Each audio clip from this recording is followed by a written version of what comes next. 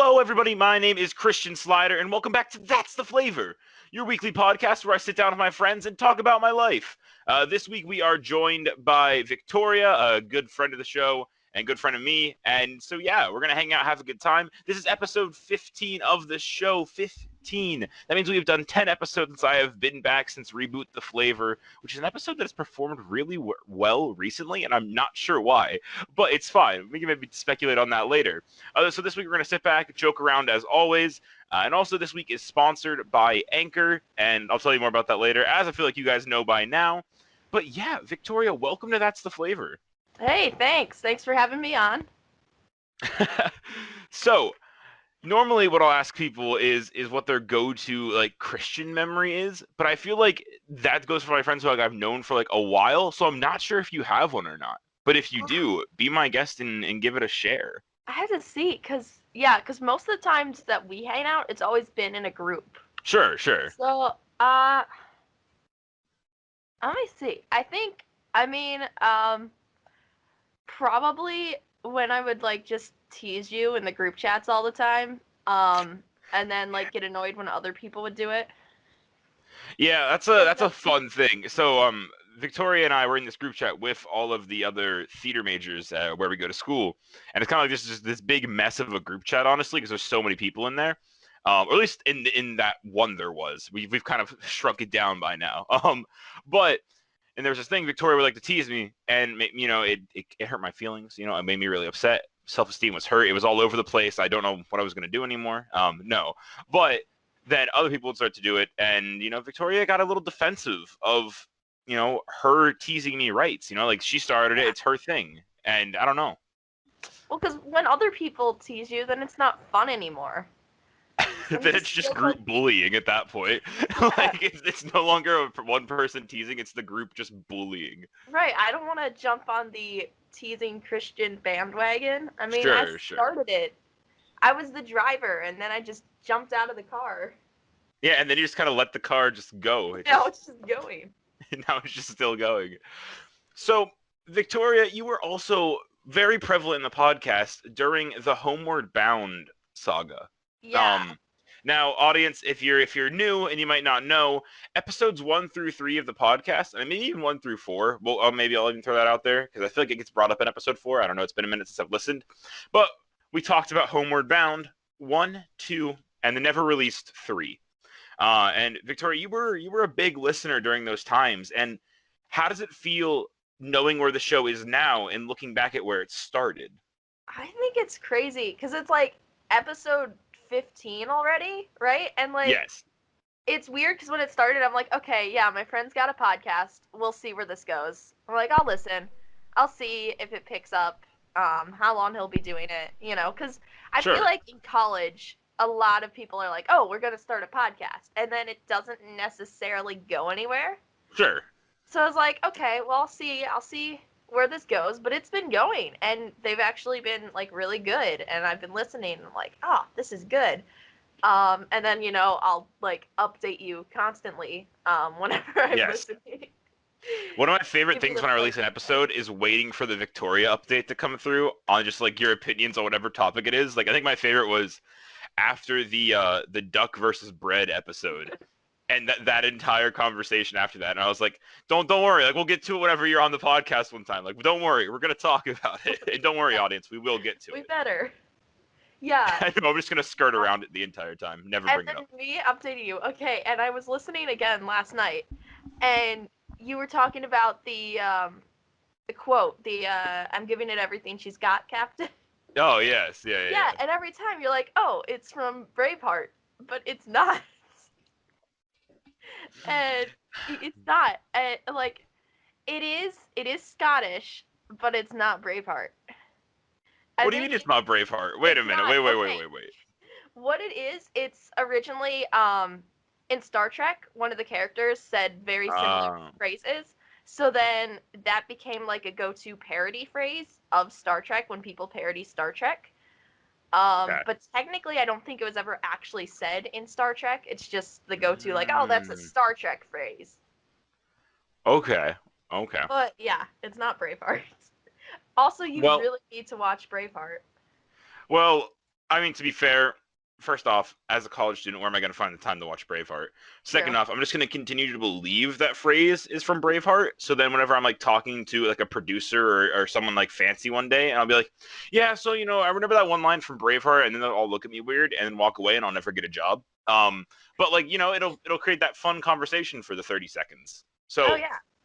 I feel like that's a stance I'm going to take, and like that'll be okay. So Yeah, I think, that's the Christian stance to yeah, take. It's very much you. yeah, one of my friends last night, Luke, another person I plan to have on the podcast. Well, I got a lot of people I still haven't had on the podcast. I realized that like late last night. I was like, man, there's like a list. But don't worry, they're all going to be on the show at some point, audience. But I was talking with him and a couple others. He's like, Christian, sometimes you just say things and like I don't know how to react to them because you just say them and they're so absurd that I don't know how to fully react. And you do it so rapidly, and there's so many of them that I don't know what the overall conversation or dialogue should be. It's true, but it's really like that's like the best though, because then you have a conversation and then you walk away and you're like, wait, what did he just say? And it's like, did he say like that doesn't make sense now? Like in the moment, it makes perfect sense, and then I walk away. I'm like, wait, okay, now I gotta think about this. What did he mean by that? But it's great. Well, I'm glad that people think it's great, or at least you think it's great. Who knows? The rest of my friends may hate me, but that's fine. I'll take the one person thinking it's great and everybody else hating me any day. So, but because I feel like I teased it, and I was gonna tease it out, maybe talk about it later, but I feel like we got to talk about it right now because I feel like it's important. So, Victoria, who would win in a fight? A Shaquille O'Neal-sized loaf of Wonder Bread or 15 baby ducklings? The bread, all the way. Because Um, here's the thing. Here's the oh, thing. If you said so, your whole issue is you didn't give a time limit on this. right. You also didn't say how old the bread is.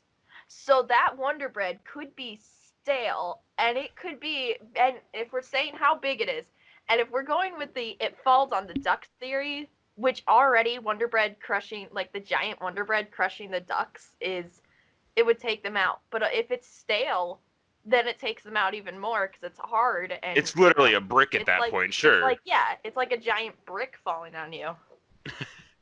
So Jesus. I feel like if we didn't give a time limit and we didn't say how old the bread is, then I would like to believe it's stale bread.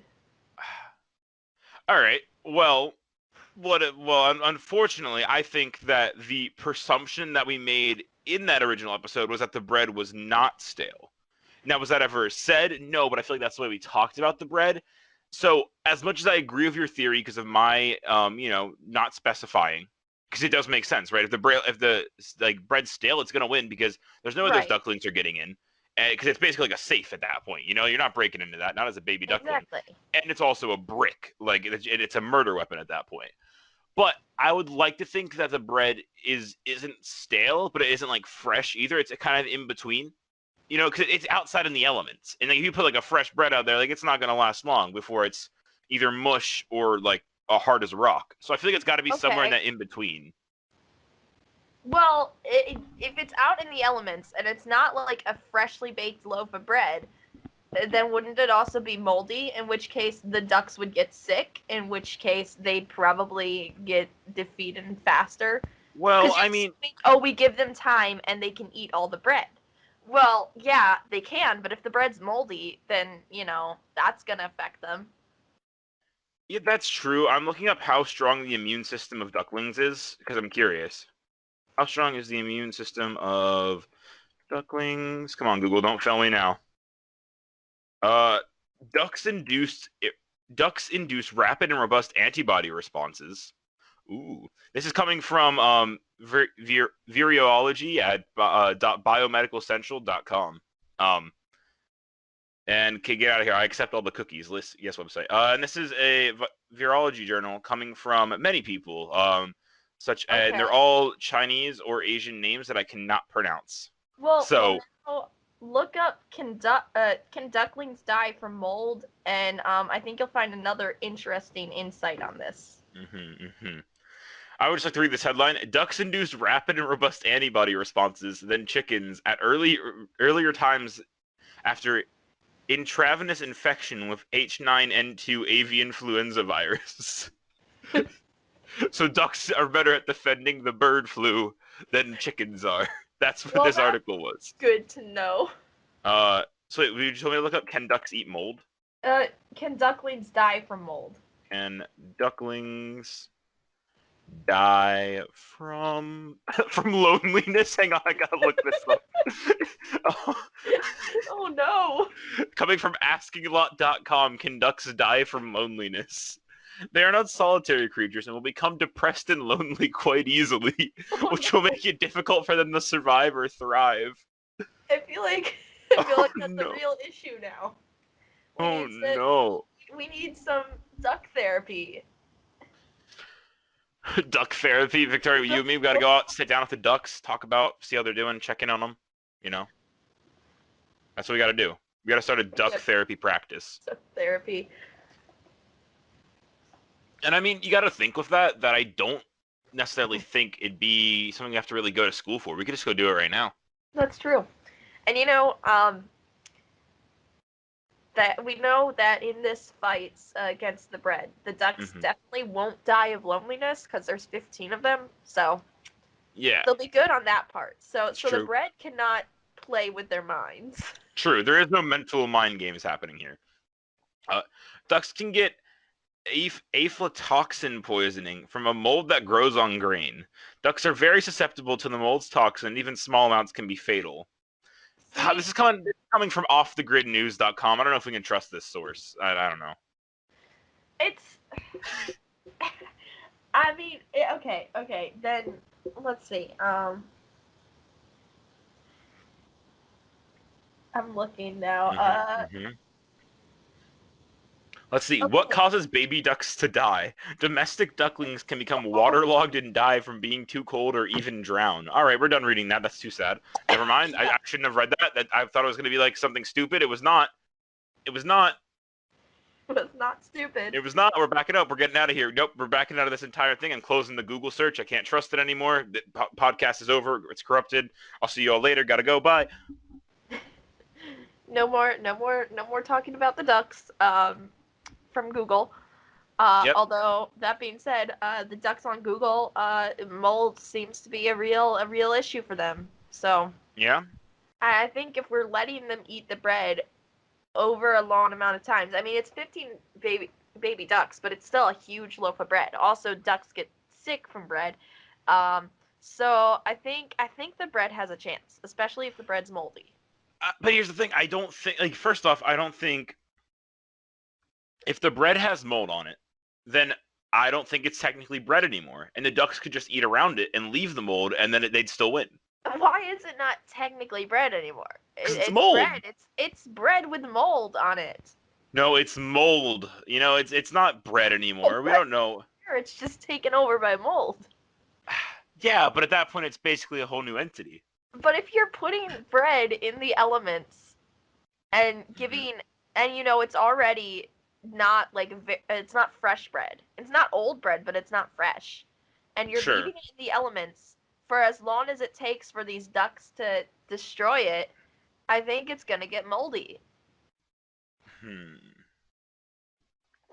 I can see it. I can see your stance, and I respect it, but I cannot agree with it, unfortunately. Okay. But now, I will say... What? Well, I mean, I will say, as much as I would love to spend the entire episode debating the duck war, as I affectionately called it, I believe they called it the Great Duckling War. But yeah, I do plan on. I think you've probably heard this because I said it on another episode of all of the guests that I've had on the show. I want to have them on for a big episode 100 eventually one day, and finally put this whole idea to rest in a big just huge mega podcast. But that's 15 minus 100, carry 4, 7, 85 episodes away. Yeah, By then, I will have all the information needed to prove that the bread will win.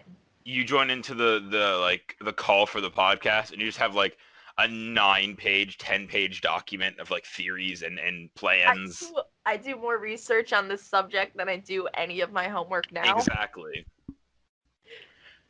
God, homework. I'm, I still have to do that. That's fun. That's a oh fun yeah. real life issue. I'm sorry, I can't do this research paper. I'm too busy studying ducks versus giant loaves of bread. You hand your duck versus bread research in instead of your research paper. Like, this is research enough. Take it. I handed it instead of my monologue. Oh no. Why is this monologue 9 pages? Like, wait a minute. What? What kind of monologue is this? Exactly. So, one thing I want to talk about, because I think it's super interesting and really, really cool, is so you run a TikTok account. Yeah.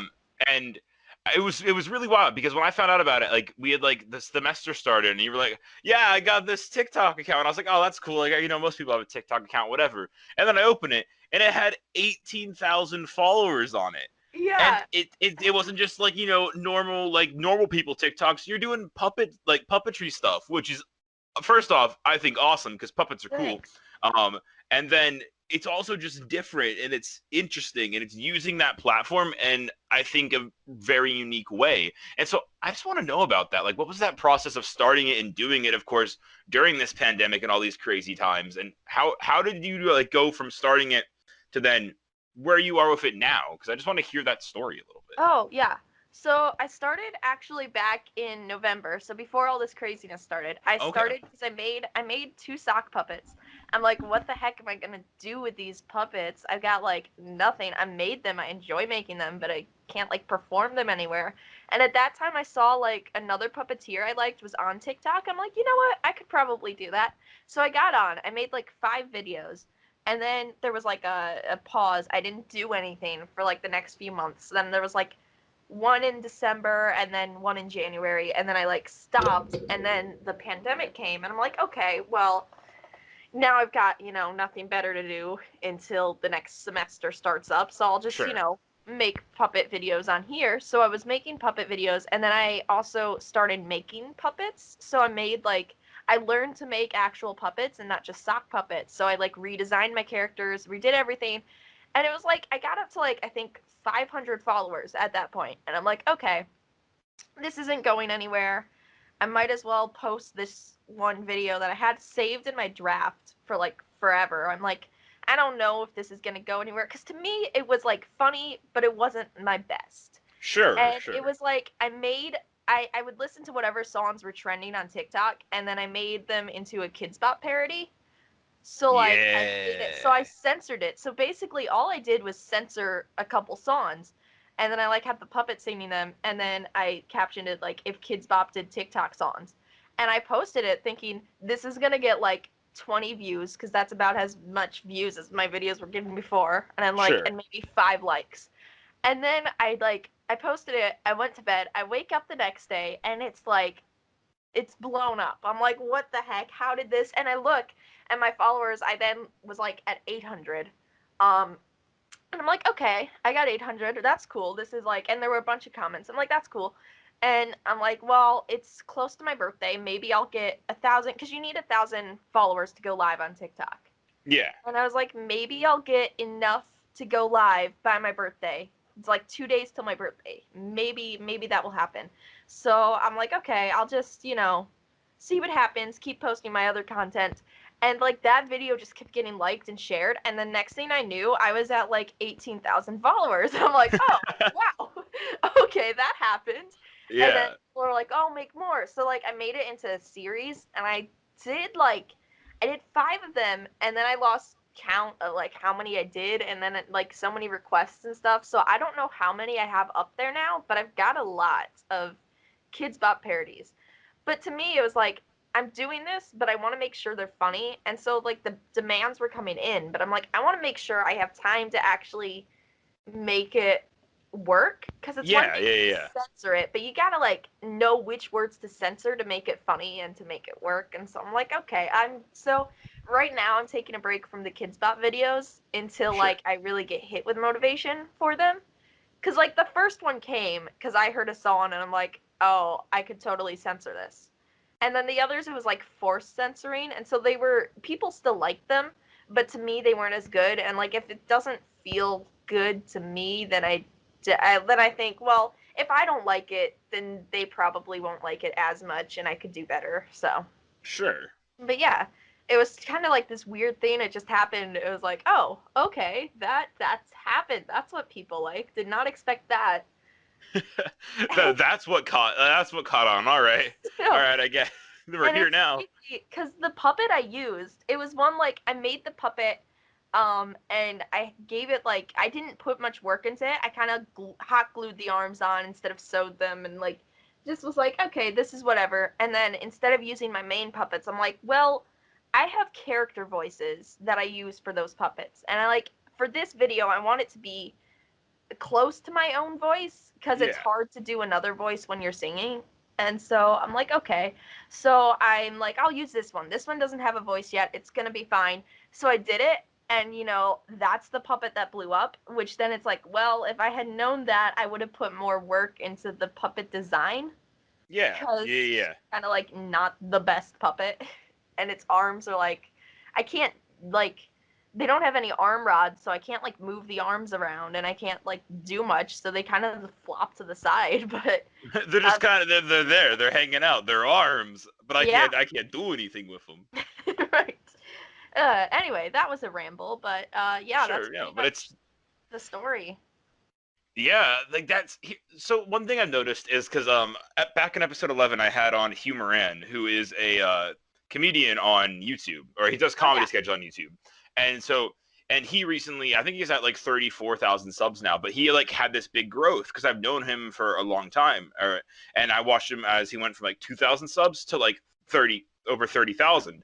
And like the Hmm. way that content creation growth happens is so interesting. And also, I think as a creator, so frustrating in the same time. Because most growth happens, it's like your one video like catches on, or one idea catches on, and it blows you up. And then unfortunately, that's all that this new audience wants to see, and it gets harder and harder to produce things like that. So Right. like for like you, if your kids Bob TikToks, or like he has like a certain comedy sketch that caught on, and then like it's like, hey, we just really want to see that, and every time he does that, those videos do extremely well. But if he does anything different, they underperform from like those Hmm. videos.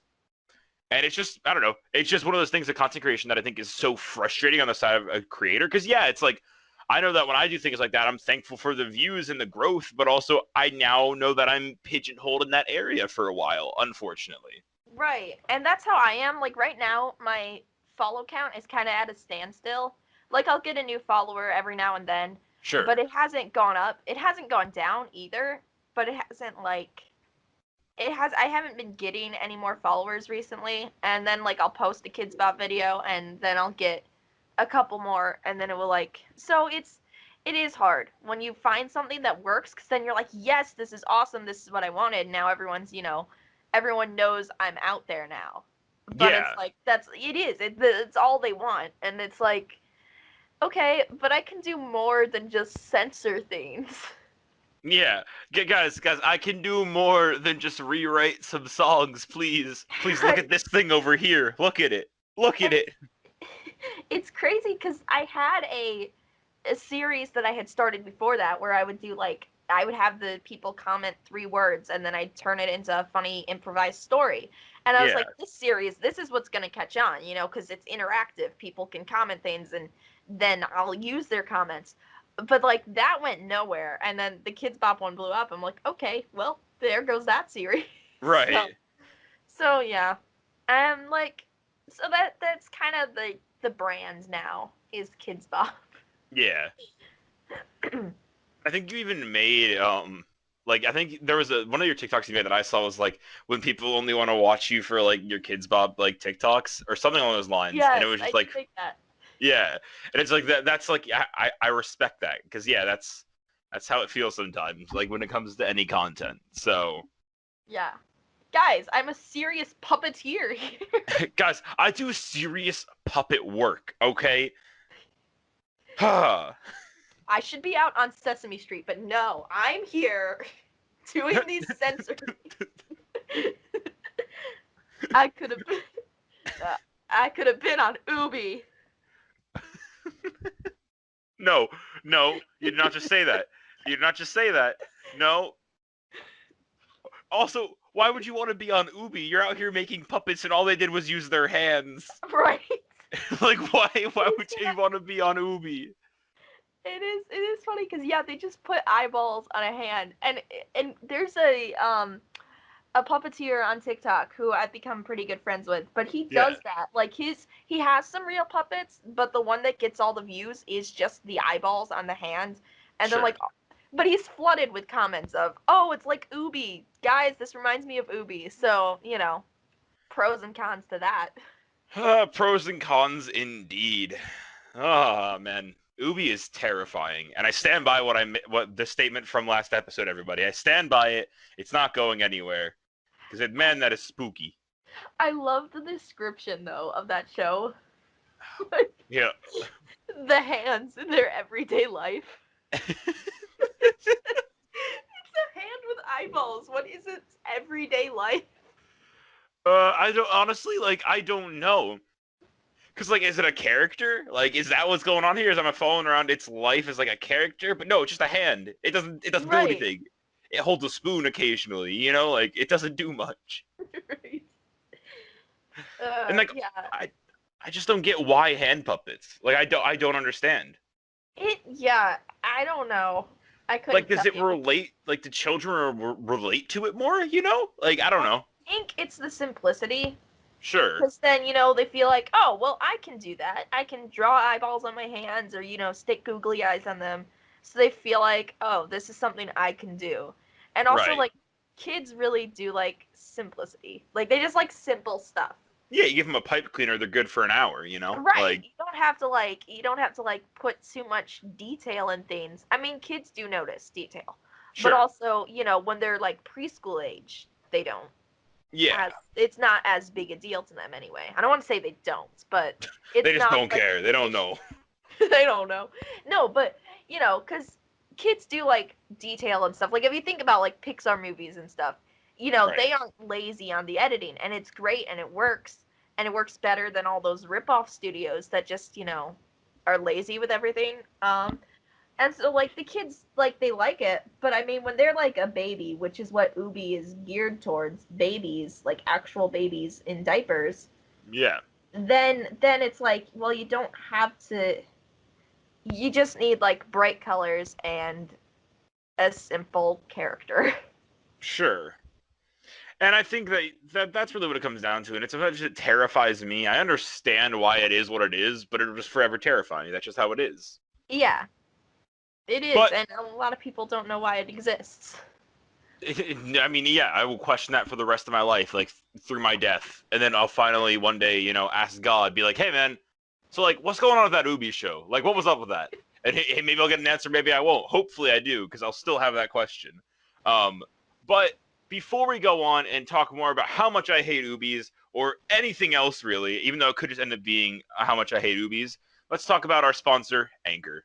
And we are back. That's right, everybody. Hope you enjoyed that delicious Anchor ad and hearing my voice talk about how to make a podcast or how easy it is to make a podcast. But Victoria, I want to ask you something. So, because we're both in the theater field, we both want to do theater things. Yeah, yeah. Do you want to?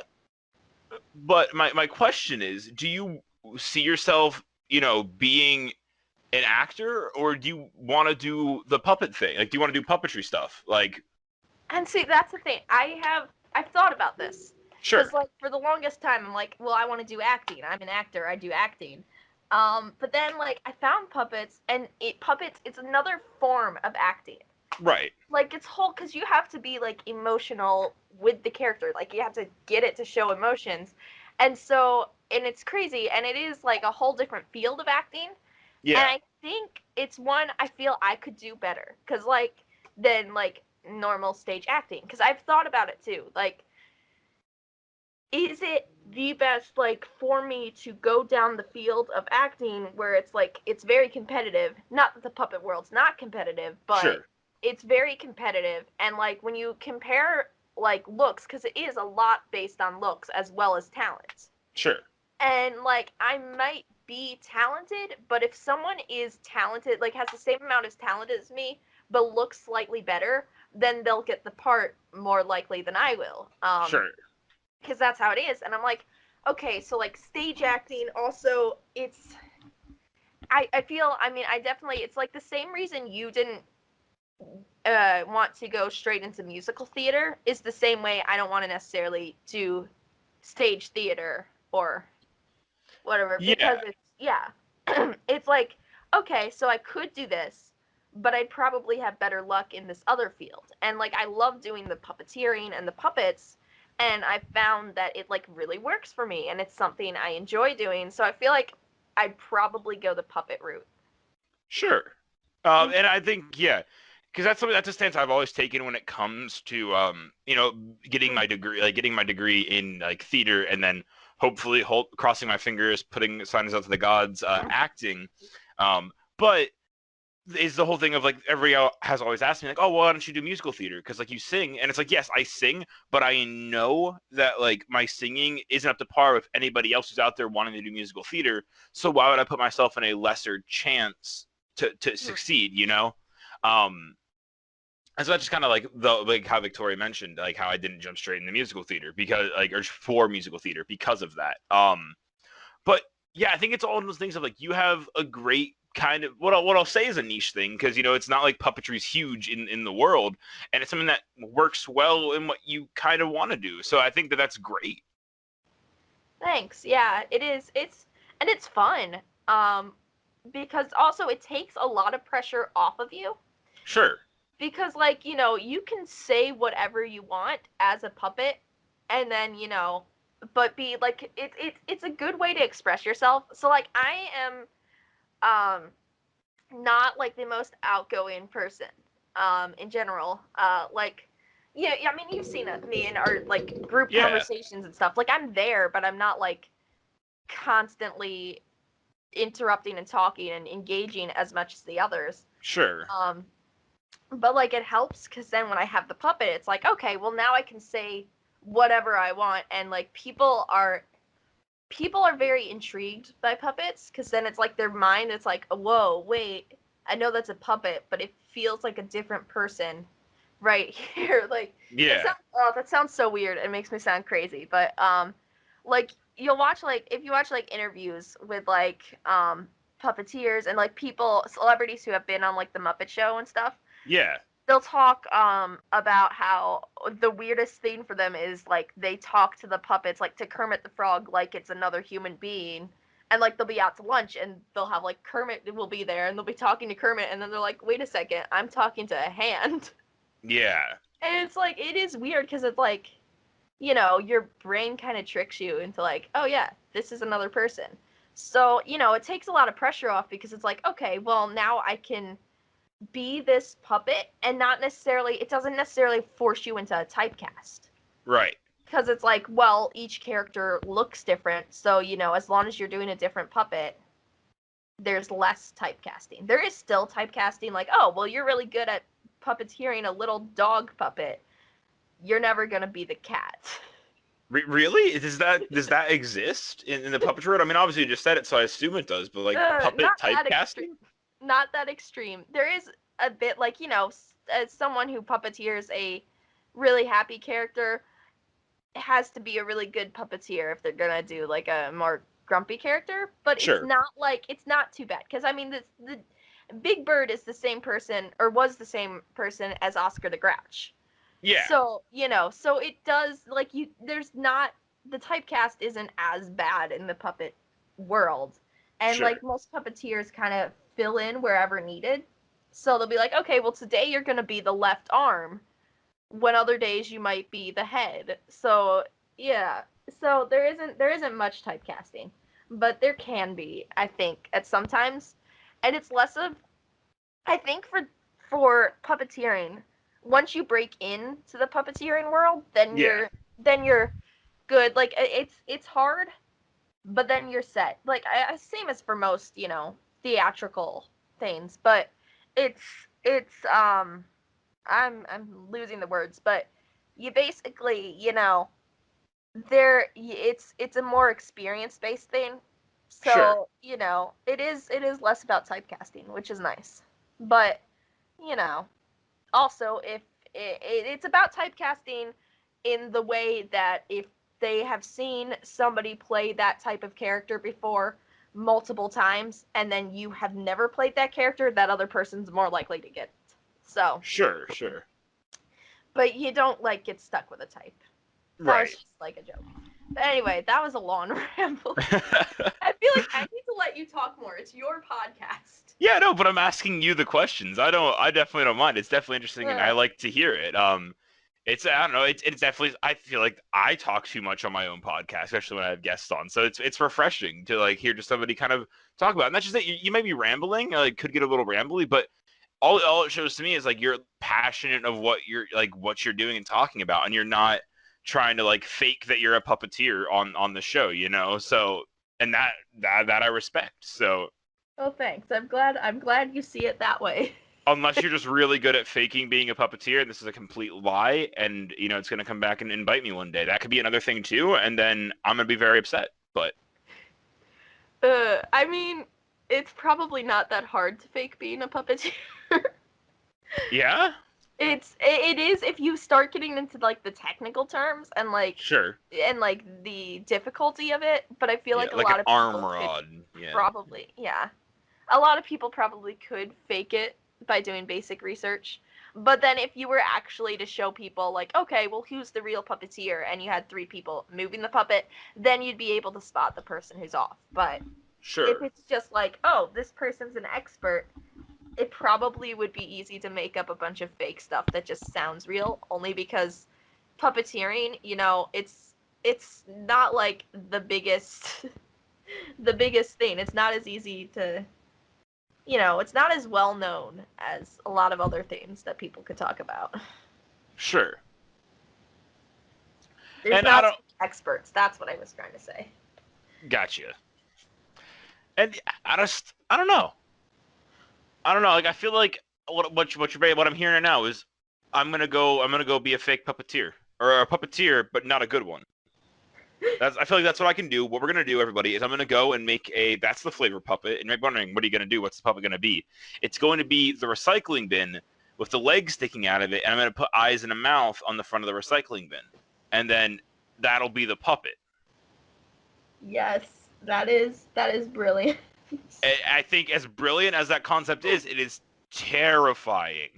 Um, Well, would the like the recycling bin have a mouth as well as eyes, or would the only moving part be like the legs? Would you move like would well, your I feel hand like I'd move let the the leg? so here's what I'm thinking. The legs are still in there, and yes, the recycling bin itself will have a mouth and like eyes, because I want to have the idea of like maybe the recycling bin is eating the person that's in there. Maybe I didn't fall into the Right. recycling bin. Maybe it's eating me. You know? But why would it be eating you from its head? Maybe it has two mouth openings, Victoria. I don't know the anatomy of recycling bin puppets. Uh, Exactly. Checkmate. Haha. I win. that sentence. Maybe it has two mouth openings. Probably the weirdest thing I've said in a while is that yes, the recycling bin has two mouth openings. Two mouth, and then just Huh. the anatomy of a recycling bin puppet. The anatomy of a recycling bin puppet. The fact that Exactly. that sentence now exists in the universe. It has been because spoken. it is now canon to the official universe's list of sentences said. I feel that can't be the first time it's been said though. I mean, it's a pretty odd sentence. I don't know who else would have said it. I mean, I don't know, maybe like some other recycling bin person, because I can't be the only one that's fallen into a recycling bin, right? Uh, I mean, sure, yeah. What's that supposed to mean? You think I am?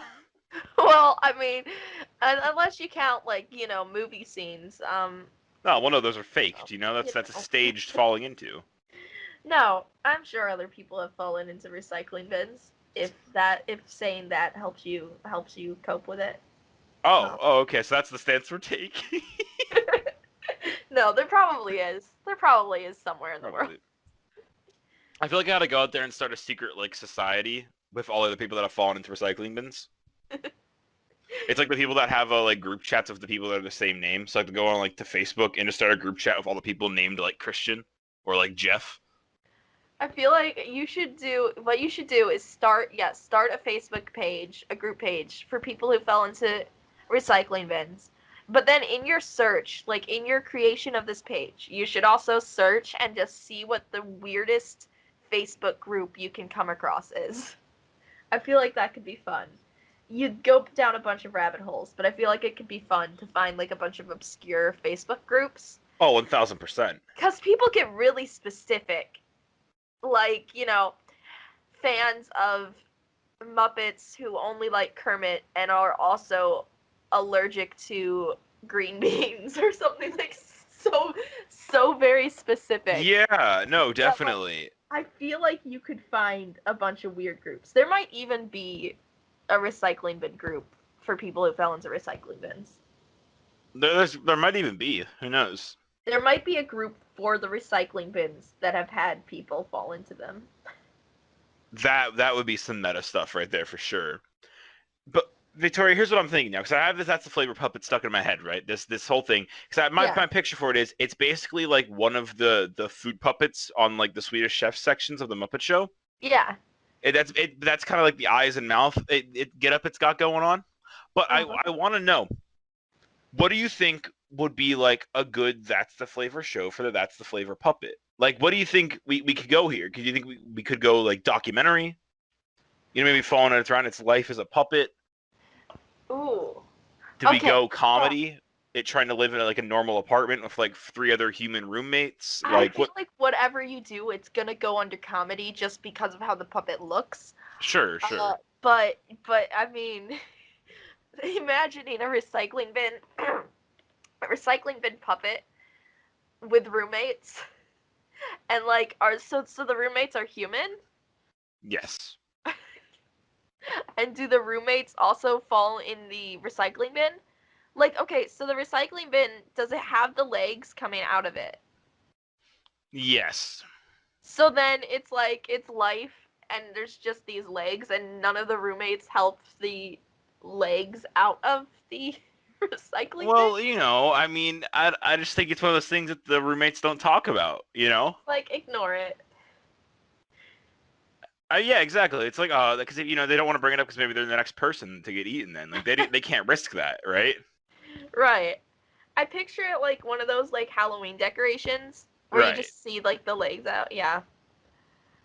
I think honestly, I kind of the documentary. I mean, that's cool too, like the life of the recycling bin. But honestly, the roommate sitcoms got me. It's got my vote.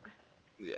I want to point out, you said that anything that includes this puppet would probably end up being a comedy. I don't know. I think we could pull off a serious, like, lawyer drama. All right? With this particular puppet? Yes. I mean, I think you could pull it off, but if you were doing a show, but no one would be able to take the first few episodes seriously. Sure. But once you got them invested in the episodes and in the characters, then yeah, you could pull it off. It's all about the writing. Like, if you can write a serious lawyer drama, then yeah, it can be. It would be hard to take it seriously for like the first like 2 episodes or so. Sure. So if you can get people invested, you could pull it off. Yeah, because it's all about characters and storylines. Like the character can be goofy, but if the storyline and everything makes sense, it could all fall into place.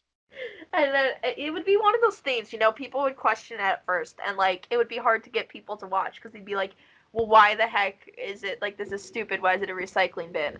Right. But then, you'd have the diehard fans who are like, no, it's not a recycling bin. It's just like any other lawyer. Yeah, exactly. He's not just a recycling bin, all right? Like, I feel like that's just it. That's what the pilot has to be about. It's not about the fact that he's a recycling bin. It's the fact that he is a lawyer and a damn good one at that, right? Yeah, like, he's a recycling bin that went to law school. Exactly. And now he's just trying to be an everyday man like everybody else. Now, mind you, is he also a lawyer? Yes. So he's not an everyday man. He's a lawyer man. or a lawyer recycling bin. Who knows? But I can't think about like what the prejudice that he would get as a recycling bin. You know? Yeah, it's an interesting way to go about that topic, but it could it could work or it could really incredibly fail. You know, it depends on your dedication and if you can get other people dedicated to it. Man, I really want to do this now just for like even a pilot episode because I feel like just the pilot is something special. It's I mean, it definitely, I don't think it's ever been done before, so you got that.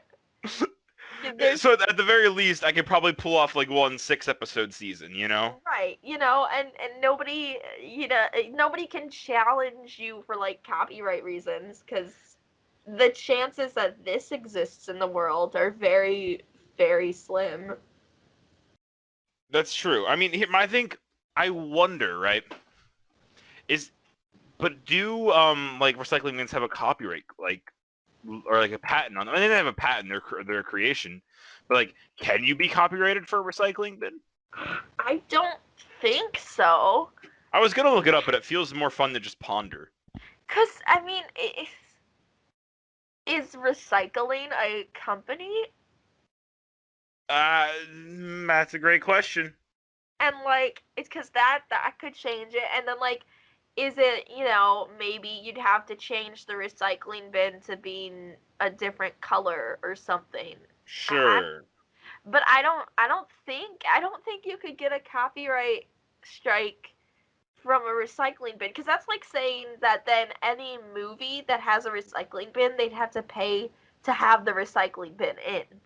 And I doubt that that's what they do.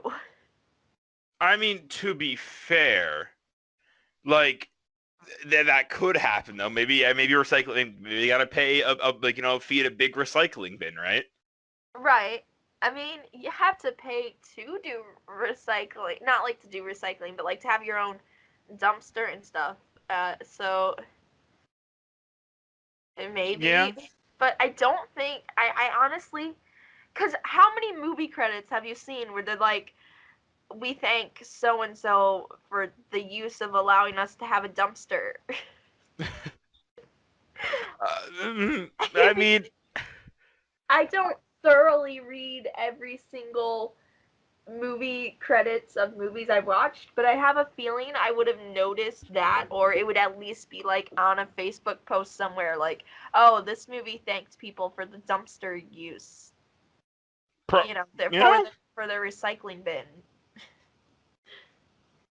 That's a fair point. So I feel like it's safe.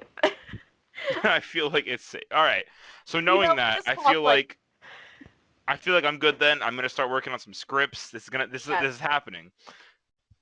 It's happening, everybody. You realize we just had like a 10-minute conversation about dumpster copyrights. It was not a 10-minute conversation. Okay, it was 5. It was a 5-minute conversation about the copyright of a recycling bin. Well, to be fair, that's what this show's about, you know? Who knows where it's going to go each week? Last week we talked about Ubies, which I guess kind of relates to this week. The week before we talked about getting neurochips and the impact of social media. The week before that, I sat down with Peyton and talked about sock puppets. Man, there's a lot of puppetry themes coming back up here. Week before that, I interviewed my buddy Hugh. It's just like it goes all over the place. It's a journey. It does. It is a journey indeed. And on that note, we are going to bring this episode of That's the Flavor to a close. So get ready for one of my really long, rambling outros, everybody, as normal. But yeah, honestly, thank you guys for listening this week to That's the Flavor. I hope you guys enjoyed episode 15. Victoria, it was great to finally have you on and kind of get some insight onto your TikTok and, that your puppetry and everything like that. So I appreciate you for coming on, and also, giving me some good laughs. Hey everybody, everybody's favorite future Christian here to tell you that I made a little bit of an oopsie, just the smallest, biggest of oopsies, and I forgot to let Victoria say where she does her TikToks. In her TikTok, you can go ahead and look for it. It is It's Ozzy and Tank on TikTok. It's a puppetry thing. Go ahead and check out some of her stuff because it's really awesome. And the Ozzy in It's Ozzy and Tank is spelled with an I-E, not a Y, like my buddy Ozzy. And yeah, that's been me, Future Christian. I will talk to you guys all next time, and enjoy the rest of the episode. It was fun. It was fun. See, I'm so glad that everybody says it's fun, because I'm really afraid people are going to come on the show and be like, I hated it. It was a terrible time, and I hated it. So knowing that you didn't hate it makes me feel a little bit better. It's a lot of fun. It's great. Good. But yeah, audience, there's a lot of stuff that's the flavor in the works, and I know I always kind of keep saying that, but there is, I promise. One of those things you should be hearing about here soon. Either, it should be before the end of the month. Cross fingers, hopefully. Cry a little bit as well. Maybe it'll help. But yeah, one of those things will be popping up and happening. But until then, just continue to share around the podcast. Tell your aunt, grandmother, goldfish about it. And those are all supposed to be common things, not like your aunt, mother, grandmother who is a goldfish, but like tell your aunt and your grandmother and your goldfish, in case anybody was confused about the podcast. Keep spreading it around, giving everybody all of the flavor out there. And yeah, until next time, audience, I've been Christian Slider. This has been That's the Flavor. And until next time, keep it flavorful.